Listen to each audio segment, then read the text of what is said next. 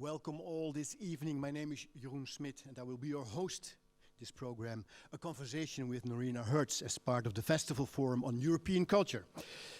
This year the festival theme is We the People. Together with guest speakers and our public we explore whether a European people exists, and if so, who are they? We explore the theme in exhibitions, debates, film, theater and interviews. European artists and thinkers and their rich imagination take the center stage. I'm here in the Forum's studio, located in the Salon in De Bali in Amsterdam, and I'd like to welcome everyone watching online, wherever you are. In his address to the nation under lockdown last April, our king, the Dutch king, William Alexander of the Netherlands, mentioned the loneliness virus as a major cause of concern. And if there's one thing we have learned over the past few months, it is that many of us are very able to be simultaneously hyper-connected and lonelier than ever. With us here to diagnose this strange situation is British economist, academic journalist, Noreena Hertz. For years now, she's a leading thinker in predicting global trends. And she just presented an intriguing book, The Lonely Century. And it will be translated, it will be presented in Dutch, I think next week or 2 weeks from now. De eenzame eeuw. Of, ja, nou, dat moeten we even afwachten. We'll have to see that. The message is very clear. Never before we were so lonely, so disconnected. The lack of togetherness, feeling responsible for society, is threatening the future of democracy in Europe. That's the question. Well, we'll first listen now to Noreena Hertz. She prepared a presentation, and then we'll be live discussing with her her journey and her book.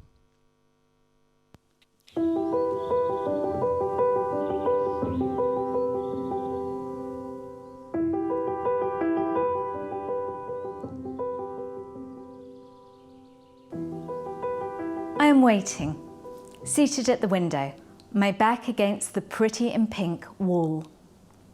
My WhatsApp pings. It's my friend, she's running a few minutes late. No worries, I message back. Cool choice of place. And it is. The gazelle-like clientele with their fashion model portfolios under their arms makes clear just how cool Chacha Matcha in Manhattan's NoHo is. A few beats later, Brittany enters. Long-limbed, long-haired, her smile widens as scanning the room I come into her gaze. Hey, you look beautiful, she says. At $40 an hour, I'd expect no less. For Brittany is the friend I have rented from Rent-A-Friend, a website with over 600,000 platonic friends for hire. It's a sign of our times that today I can buy companionship as easily as I can buy cornflakes with just a few taps on my phone. But being able to rent a friend by the hour is just one curious indicator of how many people are now feeling a powerful absence of connection and community. For this is the lonely century, the loneliest century we have known. 4 in 10 under 25s say that they often or always feel lonely. 2 in 5 pensioners admit that their main form of company is their television or pet. Almost half of those who work in offices don't have a single friend in the job. All over the world, people are feeling increasingly lonely, disconnected and alienated, young and old, male and female, married and single, rich and poor. We are in the midst of a global loneliness crisis, one that is inexorably linked to our political, social and economic choices and technology's ever greater intrusion into our lives. The pandemic has of course only made it worse. It's a crisis that's damaging our health, physical as well as mental. For when lonely, our blood pressure rises, cortisol level rises, cholesterol level also rises steeply. The part of our brain responsible for fight or flight, the amygdala, goes into a state of high alert, with the upshot that the lonely body becomes inflamed and overworked, with very serious consequences. Loneliness is as bad for our health as smoking, 15 cigarettes a day. Yet it's barely on any public health radar. But it's a crisis that also has serious political implications. For it was actually my work on the rise of right-wing populism that brought me initially to this subject matter. The conversations I had with people like Eric, a minimum wage earning Parisian baker, who feels very strongly that his government has abandoned him and dismisses and discounts his voice. And he explained to me how this feeling of being discounted and ignored has led him to become actively involved with Marine Le Pen's Rassemblement National, France's right-wing, populist, anti-immigrant party.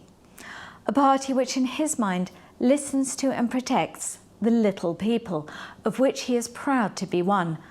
A party which provides him with a place where he can belong. Loneliness is not only about lack of companionship, it's also about feeling unheard, unseen and uncared for, whether by the people around us or the social and political structures that we expect to rely on. Loneliness is personal and political. Yet despite the seriousness of the subject matter, I've tried to write the book with a light touch. So whilst the lonely century is extremely rigorously researched, there are around 1,000 footnotes. Well, I'm a professor, what do you expect? It's also rich in story and anecdote. Saito-san, the Japanese pensioner who shoplifted in order to be incarcerated so that she wouldn't feel so alone. Kerry, the university professor, who's so worried at her students' inability to communicate in person, she's instigated a How to Ask Someone Out in Real Life course. Hashim, the London Uber driver, who despite being with passengers all day long, feels desperately lonely because he's too scared to speak to them in case they rate him badly. These are just a few of those whose stories I tell. My book lays out the extent of today's loneliness crisis, explains how we got here and why unchecked it will get worse. But my intent isn't to fuel passivity or pessimism. My message is one of hope. Yet hope is not a lottery ticket that we can just sit on the sofa and clutch. Hope is a call for action, for what we can do to turn the tides. As such, I don't pull my punches. Big tech, big government. As such, I don't pull my punches. Big tech, big business and government are all in the dock. And I lay out the reforms each of these needs to make or be forced to make. Reconnecting society must be put at the very heart of the political project. Capitalism must be reconciled with compassion and care. But we also have a role to play ourselves, for society is not only done to us, we do society too. If we are to stem the loneliness crisis and rebuild community, we also will need to actively tend it. My book provides clear guidance on how we can do this. Because inadvertently or not, we have been part of the problem.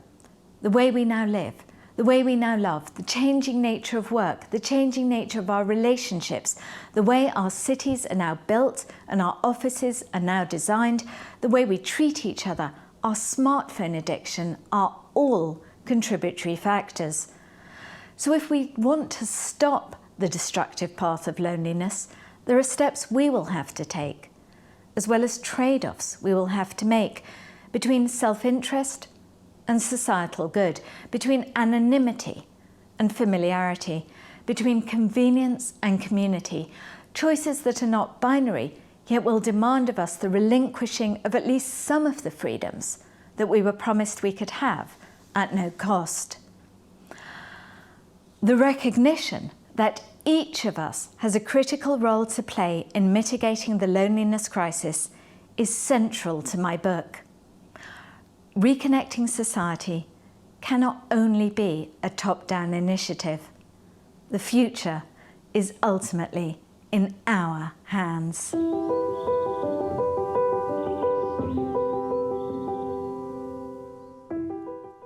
And Noreena is with us live at the moment on Zoom. Welcome, Noreena. So glad you could join us this evening. Thank you. And thank Thank you you for inviting me. Of course. And I don't feel lonely at all. I have Noreena on this side and I have Noreena on that side. It's two Noreenas in there. Two Noreenas. It's incredible. It's incredible. No, it's strange, obviously. You must miss the real audience. I do. I miss being in one of my favorite cities in the world, Amsterdam, where I've spent many years actually on and off, teaching at university, in first of all in Utrecht, and then in Rotterdam, and then in Amsterdam. So the Netherlands is a country that is very dear to my heart. So I really miss being there in person, but I'm glad that I'm with you, at least virtually today. Noreena, tell us, how uncomfortable was it to meet a friend at $40 an hour? What did you do? So it was surprisingly and quite scarily comfortable. Brittany, so this young woman, college graduate, she suggested where we met up. I have to say I was a bit worried before I'd done it, before I went and met her. I wasn't sure, was this shorthand for something rather untoward, but it really wasn't. No. And I met her in a cafe, and then we walked round bookshops together. We went into a clothes store. We tried on sunglasses and hats. And it was kind of like, obviously it wasn't like being with an old friend, but it was like being with a new friend, someone who you were kind of finding it easy to talk to. We talked about, Ruth Bader Ginsburg, who was one of her heroines. So, obviously very much in the news, sadly, right now. And it was fun until we're in the shop. I'd booked her for 3 hours. We're in, she laughed at my jokes. Of course she did.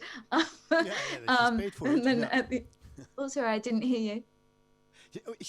She's being paid to laugh at your jokes, obviously. Exactly. Yeah. And then at the end of the 3 hours I'd booked her, we're standing in the store. We've just been trying on our hats, and she goes, "Time's up. That will be $120." In cash. Did she have a pin machine with her, or did you pay cash? No, I actually had cash with me, but I guess nowadays she'd probably have a pin machine. One more question about this Brittany. Did she prepare herself? Did she Google you, for example? Did she know who you are? I actually used my middle name, so I didn't give my real name, because I didn't really know what I was getting into. But what was interesting was, firstly, I said to her, who are your typical clients? And she said 30 to 40-year-old professionals, women as well as men, people who've moved to Manhattan, often far away from their homes, from their families, from their kind of social support systems, working all hours, don't have time to make friends, and want someone to go to the movies with, go to the theater with, have dinner with, chat to. And it's a strange story, but it does speak to a much broader story of how almost around 50% of society feel lonely often or sometimes, and that was before the pandemic. And was one hug included? A hug? Yeah, one hug, a final hug. Was it included? You had to pay extra. You had to pay extra for the hug.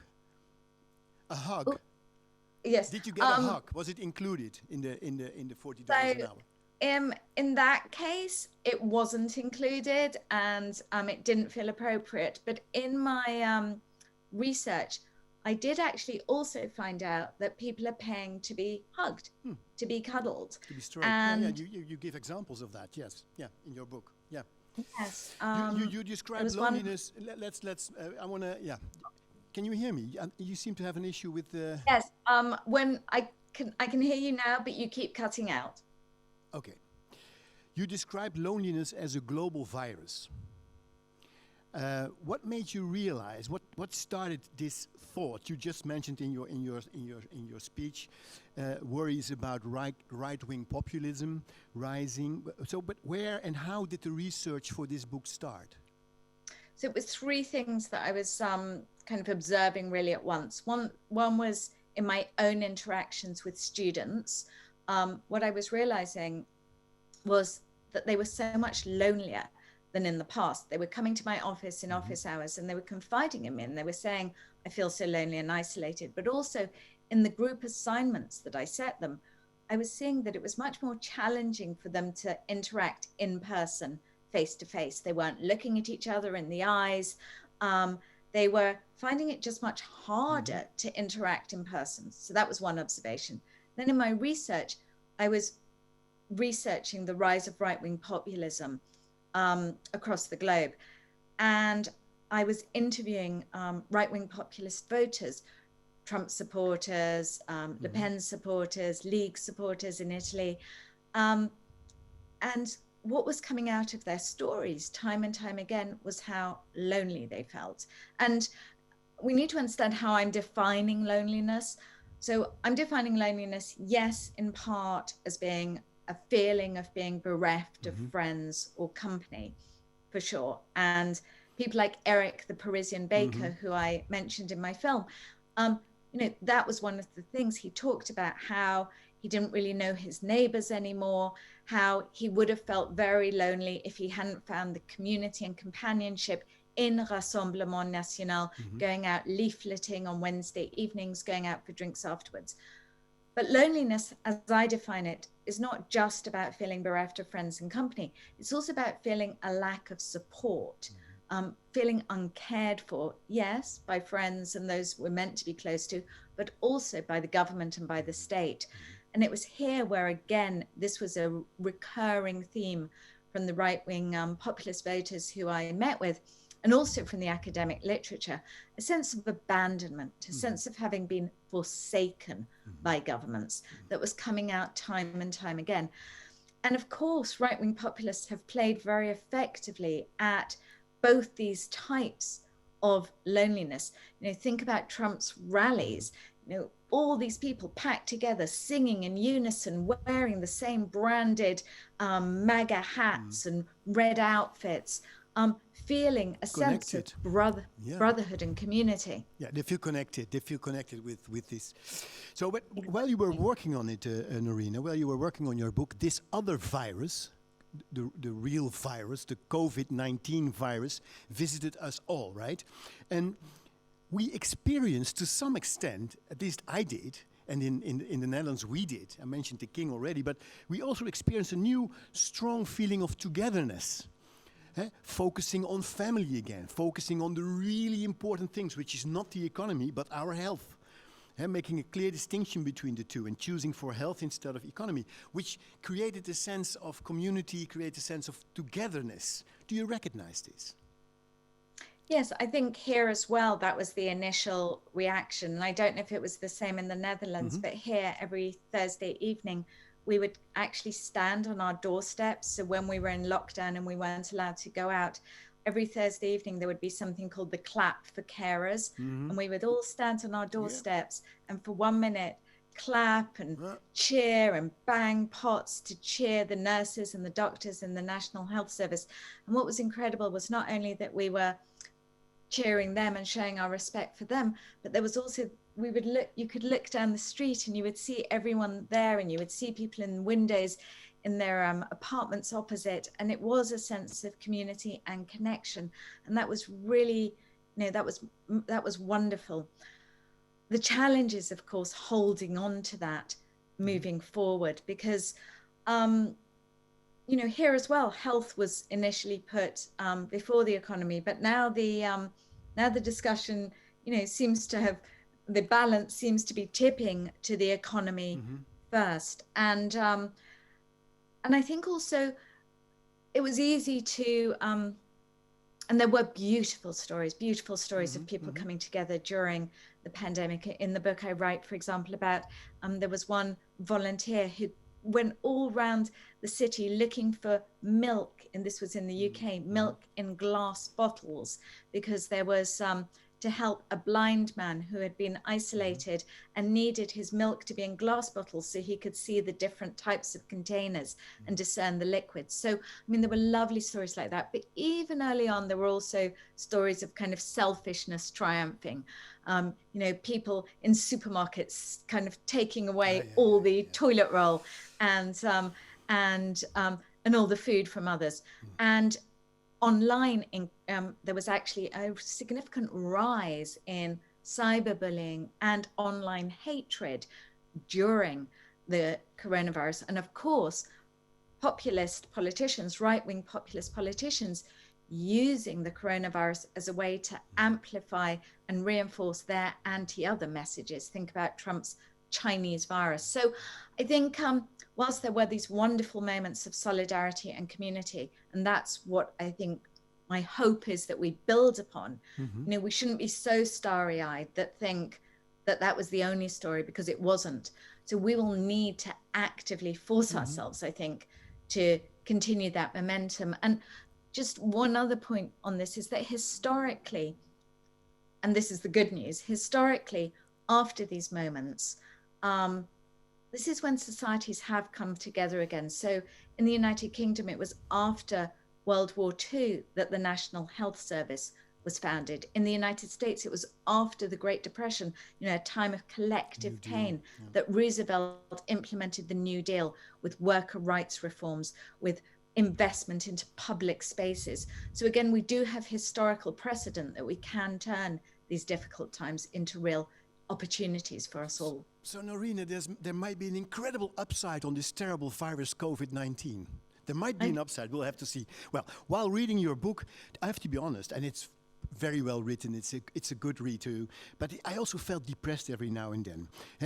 The way you describe, and you gave already some examples, the way you describe the way we isolate ourselves, working our phones 1,200 hours per year. If you start 1,200 hours per year, 4 hours a day, liking, checking, comparing, feeling lonely, not seeing real people anymore. It felt like something we cannot control anymore. We are our phones. And I felt in the language you used that you are, to some extent, you are angry almost. You're angry with the frightful five, Apple, Amazon, Google, Facebook in the first place.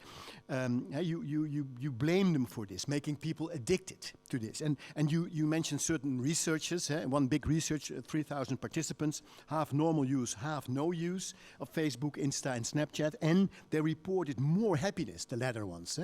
Not using for a couple of months, more happiness, more life satisfaction. So something needs to be done, and you feel the urgency when you read your book. What do you hope governments will start to do, fighting the frightful five? Well, I think we're all increasingly aware that social media companies are not doing nearly enough themselves when it comes to tackling online hate, cyberbullying. 60% of British adults have experienced cyberbullying. Children, of course, experiencing cyberbullying at a terrible scale, and are not doing anything to deal with the addictive nature of their smartphones, which, in fact, they're designed to be addictive, so that we're constantly going on them. So we know, we've been now in this world of social media for enough time now to know that they themselves have not done enough and seem really unwilling to do so. So I think it is time for governments to step in. And I think the parallel really is tobacco, a similarly addictive drug, which also has very deleterious consequences on our health. Loneliness is as bad for our health as smoking 15 cigarettes a day. We regulate tobacco. I think we should regulate social media as well. How, Noreena? Where do you start? How? Where to start? Breaking them up, for example, because this is their business model. This is the way they make money, and they have shareholders, and they want to see profits every quarter increase. So for them, it will be impossible to do it themselves. If you ask them to regulate it, they won't. They can't. They can't. You just can't. They're in this system. So where do we start? Absolutely. So I think that's why governments do need to step in, and they need to regulate. At minimum, I think there should be a duty of care, is the legal expression, a duty of care that social media companies have on the users, so to make sure that their users aren't abused, don't experience hate, don't experience bullying. This is the kind of standard thing we would expect with another business. So why not with them? I do think there's an argument even for putting packaging on our smartphones, like on a cigarette packet, maybe a picture of a scrambled brain to remind us when we buy them that these are so bad for us. So for example, when my children are using TikTok, it's a big discussion about TikTok right now. After 15 minutes, they will see something disturbing them or making them fearing using TikTok too much. How could we do this? How could we organize? You could have literally pop-ups coming up. Yeah. You could also have prompts on social media. This would be a kind of easier and less harsh regulation, but just that they put prompts on it. So before you posted something, before it went through, do you really want to post this? Okay. Just having that moment Take a break to kind of do that. Yeah. You could have algorithms rewarding kindness and de-rewarding vicious hate, bullying. Their algorithms already, reward other things. So, why not make them pro-society rather than anti-society? Remember, the maxims of these companies, don't do evil, connect the world. I mean, if they really want to live by their maxims, they need to behave differently. And if they're not willing to behave differently, we do need governments to step in. And we, of course, ourselves, there are things we can do. I mean, it is hard because the addiction is so strong, but there are hacks like, putting your social media hard to find on your phone, like in a folder far away. Did you do that, Noreena? Did you do that yourself? Did you do it yourself? I have. And it works. Yeah, they're like hard to find now on my phone. I have to scroll many pages. Share this with us now. How much time does it take you to find Insta or Facebook on your phone? It takes you like half an hour to find it, or what? No, but it takes me, instead of it being on my home page, I have to do kind of 4 scrolls of pages to find it and then open. So I make it harder. But the other thing is putting our phones aside, because there was research in my book that I write about. There was a study done with couples, and they put a smartphone on the table in between them. Even when the smartphone was off, it still has an impact. Less connected and less empathetic to each other, they felt. But maybe what I thought when reading this part, I think government should hurry up and make sure that in education, primary school, secondary school, there's much more attention for the impact on your health, on your well-being, on your happiness of using your online devices all the time. And there's only, I have 3 children, and there's very little of that in our educational system, unfortunately. Yes, I think that's absolutely right. And that's something which government really can do very easily.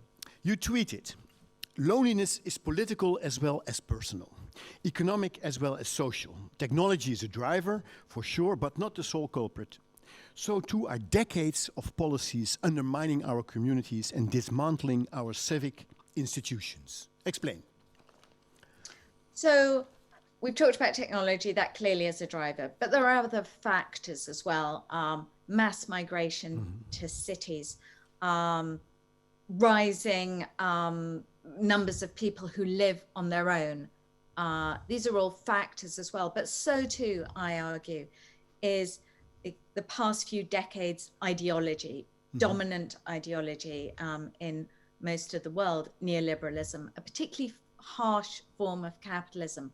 A dog-eat-dog, greed is good, me first, selfish, self-interested form of capitalism that really was always going to be at odds with people feeling connected to each other, close to each other, for society feeling cohesive, because it was all individual, I-focused, rather than we-focused.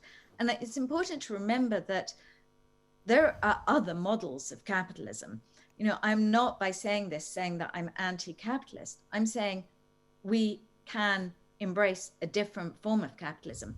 Think back to Asian capitalism or more traditional European style capitalism, Scandinavian capitalism. It always had a more collectivist spirit. And yet, ever since Margaret Thatcher and Ronald Reagan, really, since the 1980s, we've seen this very harsh, brutal form of capitalism take hold, which also took hold, fascinatingly, in the way we as individuals see the world. And one example I give in my book to highlight that is how pop song lyrics have changed since the 1980s, or since the 1970s, really. So if you think about in the 1970s, songs like We Are the Champions by Queen, by today, we see a steady increase in song lyrics with the words I me in them, and my, and a diminishment of lyrics we, us, our. Fascinating. But also what you described, it also made sense. If I look at myself, I'm 57 years old, and I remember that after the wall came tumbling down in '89, I also decided that's a good thing. Let's let markets let's make room for markets. Less politicians, less left or right-wing politicians. The amoral market. Let's room for entrepreneurial behavior, for individualism, for success.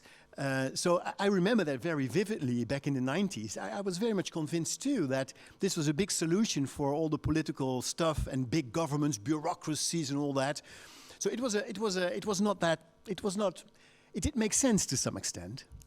And it does. And in the book, I have a whole chapter, The Loneliness Economy, about the market's ability to innovate, to help play a part in solving the loneliness crisis, from artificial intelligence, robots that care for people. I think they have a really important role to play. But also things like in South Korea, there are discotheques where thousands of elderly South Koreans dance in the daytime. They pay to admit, these are commercial ventures, but they go and dance in daytime to be together. And of course, we saw before the pandemic stopped everything in its track, a real rise in the loneliness economy, in people paying for collective experiences.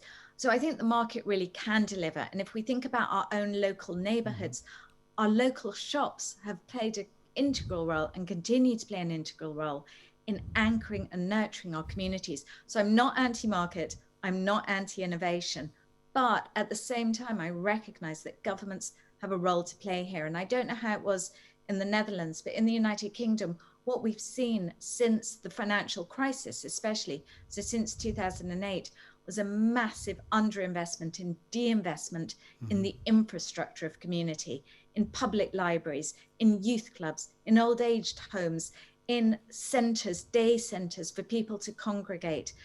We need spaces, public spaces, funded by the government for people to come together. And that's another thing that governments really need to do. And the time is now. Last January in Davos, the Edelman Trust Barometer, they have this trust barometer presented every year, and it said that close to 60% believes that the capitalist system as we know it right now, the neoliberalism as we know it right now, does more harm than good. So almost two-thirds, and they have these big researchers. So things will change now, I guess. And then, of course, we have to be very, very careful what way it will develop. So what do you hope? What do you hope governments will do to restore the balance? Yeah, great question. So I think part of it is about funding the infrastructure of community. So making sure that public spaces have public funding so that people have places where they can congregate. I think the other thing is governments can play a role in helping our local communities thrive, in helping our local shops thrive. I would really advocate a new category of business to be helped in the tax code, pro-community businesses, things like local bookshops that have often played a very integral role in nurturing communities. They should be getting favorable tax breaks. More generally, our local shops should be getting favorable tax breaks right now so that they can deal with the double whammy of the rise of e-commerce and also the downturn due to the coronavirus. In Belgium, there's even an empty shop tax that has been levied on shops, so that if landlords, I don't know if it's the same in the Netherlands, but here we see a lot of shops which are just left empty for a very long time as landlords wait to get higher rents. But Belgium has imposed taxes on these shops for the longer they're kept empty to incentivize the landlords. I think there's a lot government can do around regulating social media companies, as we've already spoken about. I think it's also about valuing explicitly care, people who care. Often people who care in society, teachers, nurses, essential workers, the people we've relied upon so much, are those who are paid the least. Governments have a role that they can play there too. And then we should also take a page out of the book of New Zealand's Prime Minister, Jacinda Ardern, who we're all kind of looking up to for lots of reasons right now. But one of the things she did in 2020, just before the coronavirus, she announced that they were not just in New Zealand in their budgeting process going to be using, looking at progress on traditional economic metrics like GDP. They were also going to be looking at metrics like how lonely society was, how much citizens trusted each other, and use progress on those metrics in order to determine their budget.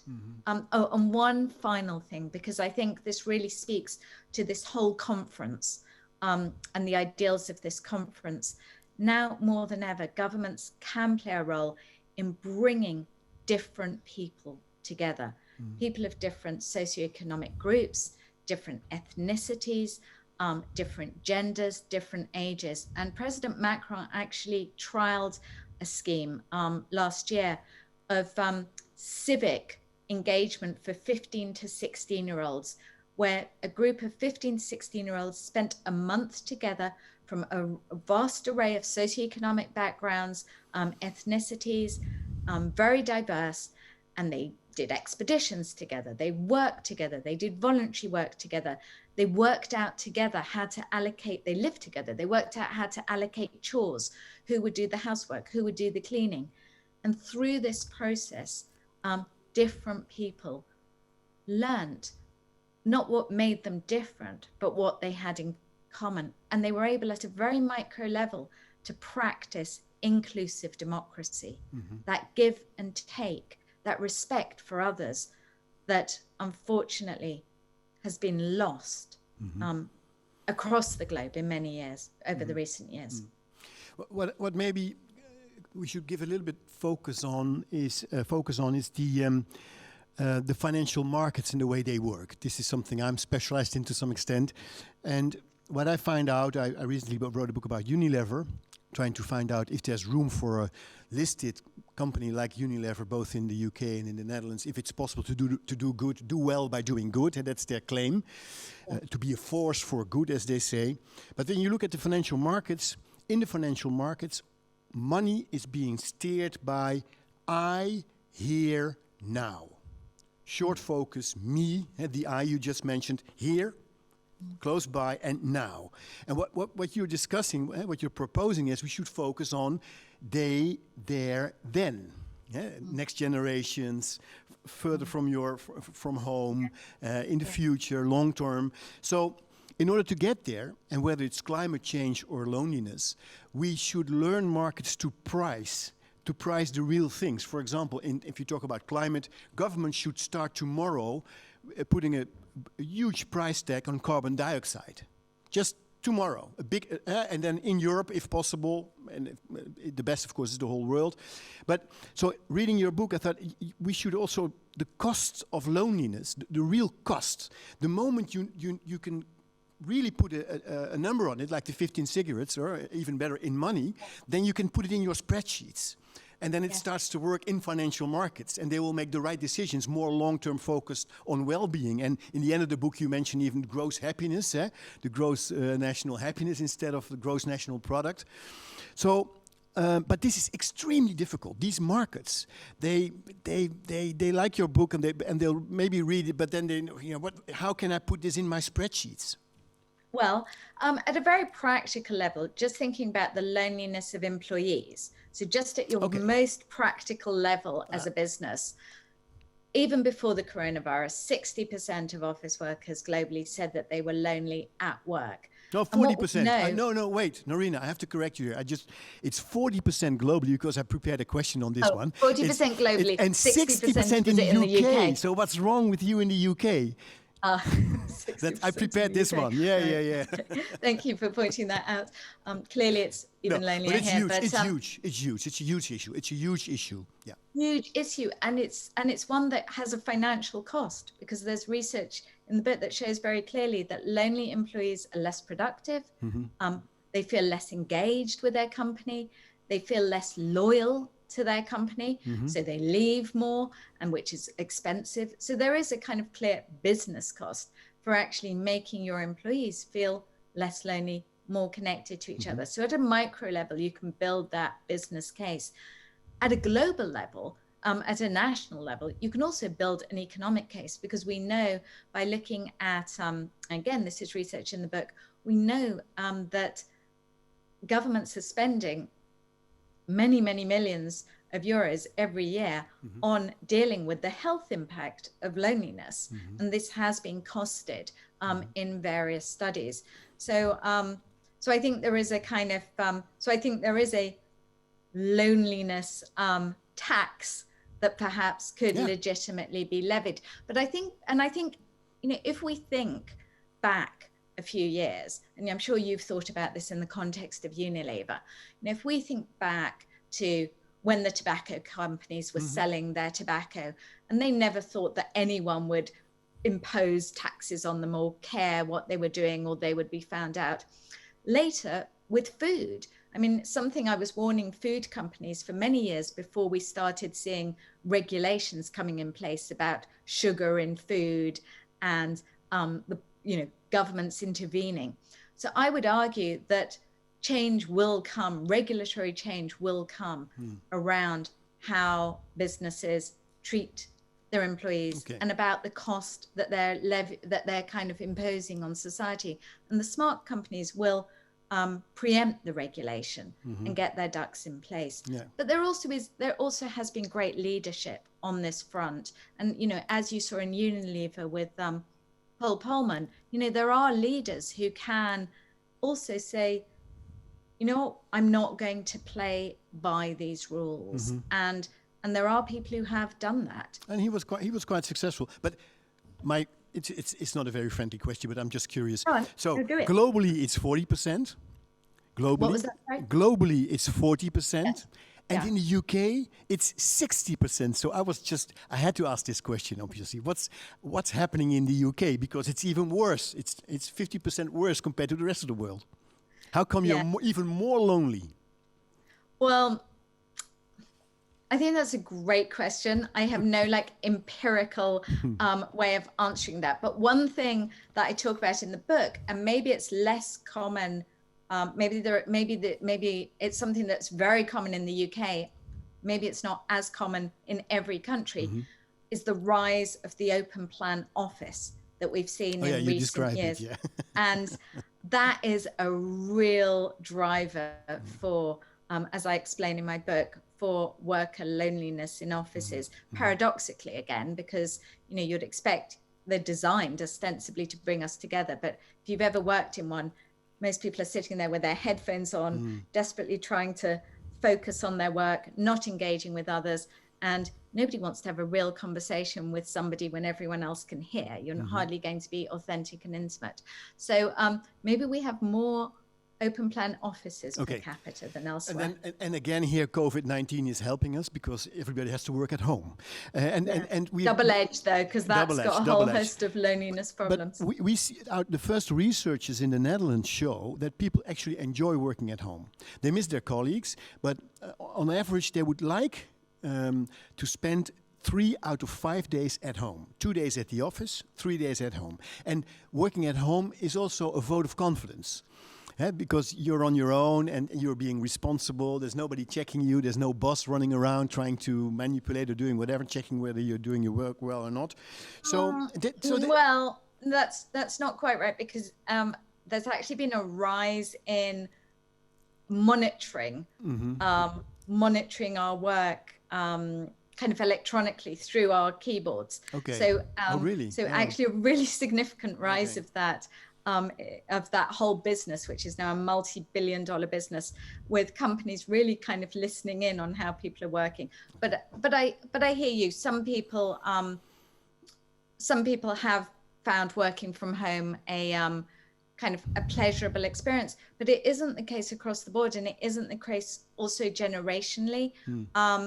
If you've got a nice space, if you've got a nice office to work in, that's fine. If you're young, if you're maybe got a small space, your laptop's in your bedroom, and you're missing your pals at work, it can be a very lonely experience. And what we've seen in America, and I've been tracking surveys, is that at the beginning of lockdown, so initially the surveys were saying that people were happy, and that's actually been steadily decreasing now over the past 2 months. It's too early to know.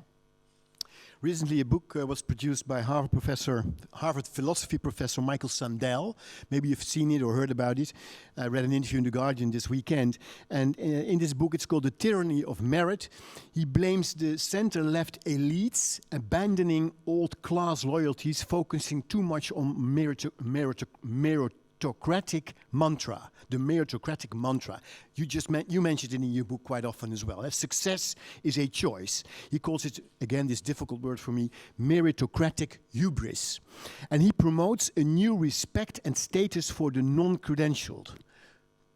Give them respect again, the normal people, because as your Eric, the baker, the French baker you mentioned, yeah. Exactly, and that was something that really struck me, whether it was my interviews with Eric, the French baker, or the Trump voting railroaders in the United States, people like Rusty, people who traditionally would have voted Democrat. Yeah. That's, I think, the interesting thing.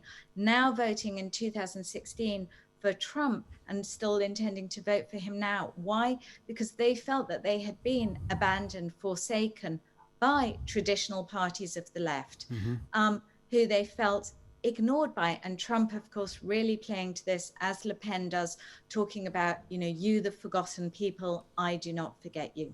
The loss of social standing, it also, and you mentioned her a couple of times in your book, Hannah Arendt, from this famous book, The Origins of Totalitarianism. Her definition of loneliness is those who have no place in society. That's more. That's the same. What is needed here? I don't think we should go back to the old socialism, the solution. We see in the States a trend now that especially young people, even Marxists suddenly, it was almost impossible to think of it 10 years ago, but still, reinvent social democracy, or how, if you have a fantasy about future politicians, what should they do to feel these people again connected, being part of society? What should they do, politicians? We have elections coming up in March. Sure. Well, part of it is around the gaping inequality divide that has only escalated in recent years. It's easy to feel relatively left behind and marginalized when your income is flat or has fallen over the past 20 years and others have clearly benefited. So there is clearly a redistributive element, I think, that is needed to the program to some degree. But more than that, it's about thinking about really hard about how to ensure that people have jobs with status and standing, because a big part of the reason, I think, for this sense of being abandoned that we see amongst many working class voters across the globe has been that they've either lost their jobs due to automation, or the jobs available to them are increasingly these gig economy type jobs, which lack status, lack rights often, and lack the solidarity of a workplace with history where you were coming in. So I think there's a lot of work that needs to be done on the gig economy and ensuring that those lower income workers have rights and have status that goes with it. I think there's a lot of thinking that needs to happen around automation, because we're only at the beginning of that. That's the next wave of disruption happening. And we already saw very clearly in the United States that those states which had automated the fastest were the ones most likely to vote for Trump. How I have to just to talk a little bit more about your country, the country you live in, because we are all fascinated by what's going on right now. We're talking about leadership. You mention leadership quite frequently in your book as well. You need leaders, inspiring leaders, leaders which really concern themselves about the normal people, try to reconnect again. Boris Johnson, is he doing a good job? Does he understand your message? Do you expect him to understand your message?